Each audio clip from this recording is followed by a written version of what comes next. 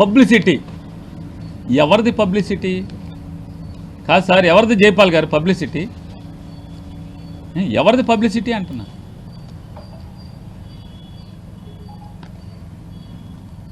మేము పబ్లిసిటీ కోసం రాజకీయ ఎదుగుదల నాది. ఇంకేం ఎదగను బాబు జైపాల్ గారు. నేను ఇంకేం ఎదగను. ముఖ్యమంత్రిగా ఇంకెక్కడ అవుతాను? అవదు కదా. మాకు ముఖ్యమంత్రి జగనే. ఇక నేను అయిపోయింది, అన్నీ మానేజా.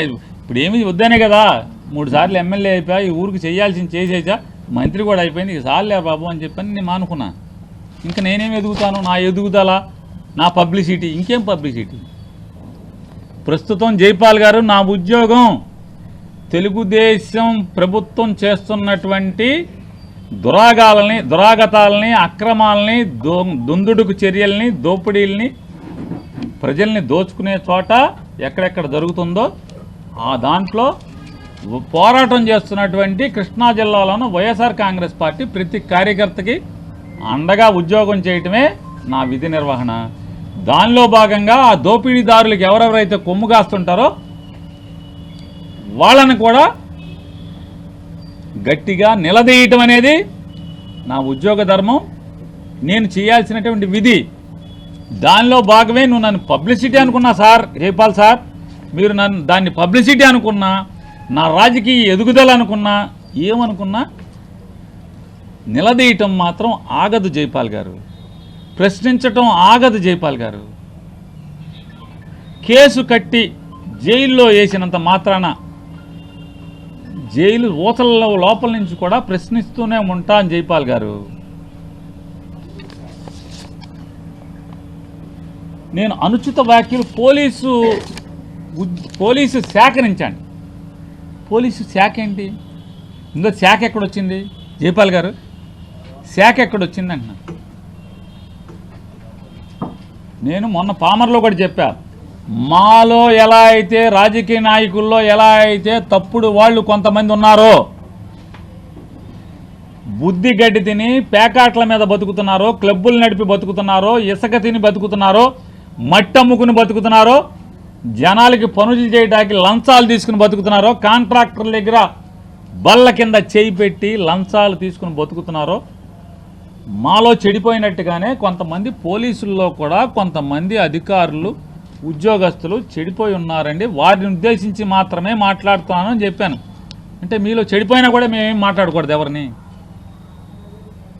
కాదండి, మీలో చెడిపోయిన ఉన్నవాళ్ళు కూడా తప్పుడు కేసులు కట్టి దుర్మార్గాలు చేస్తుంటే కూడా మాట్లాడకూడదా? అది శాఖకి సంబంధం ఏమవుతుంది? కృష్ణా జిల్లాలో దాదాపుగా 3500 నుంచి 4000 మంది పోలీస్ శాఖలో పనిచేస్తున్నారు. అందరూ జైపాల్ గారు లాగా నీతిగా, నిక్కచ్చిగా, నికార్సుగా. జైపాల్ గారు మీలాగా అందరు లేరు, కొద్దిమంది తేడాగా ఉన్నారు. అక్కడక్కడ వేళ్ల మీద లెక్క పెట్టేట్టుగా యూనిఫామ్ వేసుకుని బారులోకి వెళ్ళి తాగుతున్నారండి. నీలాగా నిక్కచ్చిగా ఎవరు లేరు జైపాల్ గారు. నువ్వేమనుకుంటున్నావు? అంతా నేనే అనుకుంటున్నావు. మీకులాగా అంతా ఉంటలా పోలీస్ వ్యవస్థలో. మాలో చెడిపోయినట్టే మీలో కూడా కొంతమంది తేడాగా ఉన్నారు. కొద్దిమంది భయం కూడా లేకుండా, అంటే ఉద్యోగం, విధి నిర్వహణ, నెత్తి మీద సింహం, భుజం మీద సింహం అంటే కూడా భయం లేకుండా కొంతమంది పనిచేస్తున్నారు. అధికారంలో ఉన్న వారికి తొత్తులుగా పనిచేస్తున్నారు కొంతమంది. అప్పుడు మాట్లాడతారండి. బాధ కలిగినోడు, గాయపడ్డాడు, అన్యాయానికి గురిగా పడినోడు నిలదీస్తాడు. అతన్ని నిలదీస్తే మొత్తం మా 4000 మందిని నిలదీసినట్టు. అంటే ఇక భగవంతుడే కాపాడాలి జైపాల్ గారు మిమ్మల్ని. ఇలా మీరు భావనలోకి తీసుకుని ఇలా మీరు మాట్లాడితే కనుక భగవంతుడు తప్పితే ఎవరు కాపాడలేరు. అంటే ఎలా ఉందంటే ఇదేదో నియంత రాజ్యం. ఇది నియంత రాజ్యంలో విలేకరులు వార్త రాసినా జైల్లో వేయటమే, సామాన్యుడు ప్రశ్నించినా జైల్లో వేయటమే. చాలా డిక్టేటర్షిప్ కంట్రీలో ఉంటాయి. దేశ బహిష్కరణ, లేకపోతే 100 ఏళ్ళు. నెల్సన్ మండేలా జీవితం అదే కదా. అంటే నేను నెల్సన్ మండేలా అని అంటలా, అలా ఊహించుకుంటున్నారేమో. ఇక్కడ వ్యవస్థనే అది కాదు. ఇది ప్రజాస్వామ్య దేశం సార్, ప్రజాస్వామ్య దేశం జైపాల్ గారు. 4000 మంది పోలీసులు, కృష్ణా జిల్లాలో ఉన్నటువంటి 4000 మంది పోలీసుల్లో అందరూ జైపాల్ గారు లాంటి వాళ్ళు అయితే అసలు బాధ ఎందుకు? ధర్మం 4 పాళ్ళ జమ్ అని నడుస్తుంది కదా ఏ జైపాల్ గారు. నేనంటున్నా మిమ్మల్ని స్ఫూర్తిగా తీసుకుని, జైపాల్ గారు మిమ్మల్ని స్ఫూర్తిగా తీసుకుని 4000 మంది పనిచేస్తే అసలు తగ్గు ఎందుకు? అసలు ప్రజలకి పోలీస్ వ్యవస్థకి ఫ్రిక్షన్ ఎందుకు ఉంటుంది? అసలు ఉండదు కదా. నేను ఎస్పీ గారిని కూడా రిక్వెస్ట్ చేస్తున్నా, జైపాల్ గారితో మొత్తం జిల్లాలో ఉన్నటువంటి 4000 మందికి మోటివేషన్ క్లాసెస్ ఇప్పించండి. వారిని ఆదర్శంగా తీసుకుని ఎక్కడ పొరపాట్లు చేయకుండా, వేధింపులు చేయకుండా, అధికారంలో ఉన్నటువంటి రాజకీయ నాయకులకి తొత్తులుగా మారకుండా వాళ్ళని ఎక్కడెక్కడైతే అందరిని అంట్లా, ఇందులో నికార్సైన వాళ్ళు బోలంతమంది ఉన్నారు, అద్భుతమైన వాళ్ళు. జీతంతో తప్పితే పొరపాటును కూడా గడ్డి కర్రనాళ్ళు ఎంతమంది ఉన్నారు. 4000 మందిలో దగ్గర 3000 మంది పైచిలకు మందే నిజాయితీగా నికార్సుగా బతికే పోలీసులు ఉన్నారు. సమాజాన్ని కాపాడాలని ఉండేవాళ్ళు. ఎవరన్నా అధికారి తప్పు చేస్తుంటే పక్కకి వెళ్ళి తిట్టుకునే వాళ్ళు ఉన్నారు, టోపీ తీసి తిట్టుకునే పరిస్థితులు ఉన్నారు. ఏంట్రా బాబు ఇంత దుర్మార్గం చేస్తున్నారని చెప్పని వాళ్ళెవరి గురించి ఎందుకంటే నెత్తి మీద చూస్తారు, శాల్యూట్ కొడతారు, బంగారంలా కడుపులో పెట్టుకుంటారు ప్రజలు. వాళ్ళందరినీ మీరు దుర్మార్గుల్ని మంచి పోలీసులని అందరినీ ఒకటే ఘాటును కట్టేసి మేమంతా అంటే ఎట్లా సార్? ఇది జరగదు. జైపాల్ గారు ప్రశ్నిస్తారు సార్.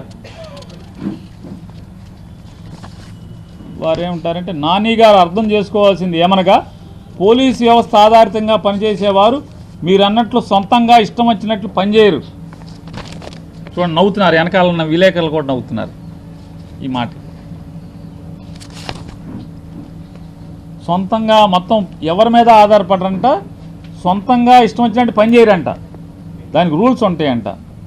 కాబట్టి ఇక్కడ వేస్తాము అక్కడ వేస్తామని మాట్లాడటం సబబు కాదంట. అంటే నాకు తెలిసినంత వరకు ఊరికి సదా చెప్తున్నా, ఈ గవర్నమెంట్ అంటే చంద్రబాబు నాయుడు గారి గవర్నమెంట్ రాగానే, ఈ రెడ్ బుక్ రాజ్యాంగం రాగానే పామర్లో అప్పుడున్న ఎస్పీ గారు డిఐజీ గారు కలిసి ఒక సర్కిల్ ఇన్స్పెక్టర్ గారికి పోస్టింగ్ ఇచ్చారు. అతను జాయిన్ అయ్యారు. వారు జాయిన్ అయ్యాక వెంటనే అతను ఖాళీ ఎందుకు చేయించారు? ఏం తప్పు జరిగిందని? చెడ్డోడైతే అక్కడ పోస్టింగ్ ఎందుకు వేశారు? చివరికి వేరే మంత్రి గారు పోట్టాడి తీసుకెళ్ళి 4 జిల్లాల అవతల వేసుకున్నాడు కదా, దాన్ని ఏమంటారు నాకు తెలియదులేండి. మీరు చిలకలపూడిలో ఉండంగానే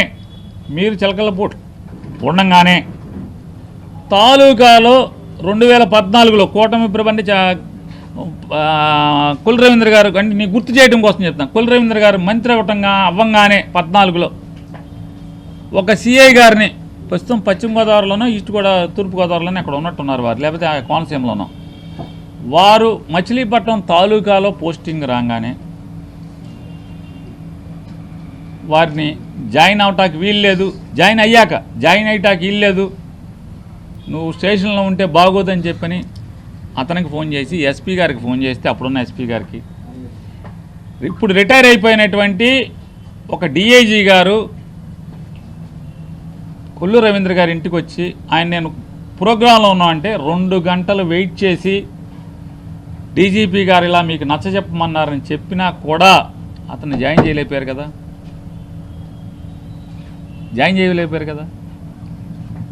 మీరంటే చాలామంది అధికారులకి గుండెల్లో ఉంటారు కాబట్టి, మీరు నిజాయితీ గలవారు కాబట్టి, నిక్కచ్చిగా పనిచేస్తారు కాబట్టి మీకు రికమెండేషన్ అవసరం రాకపోవచ్చు. జైపాల్ గారు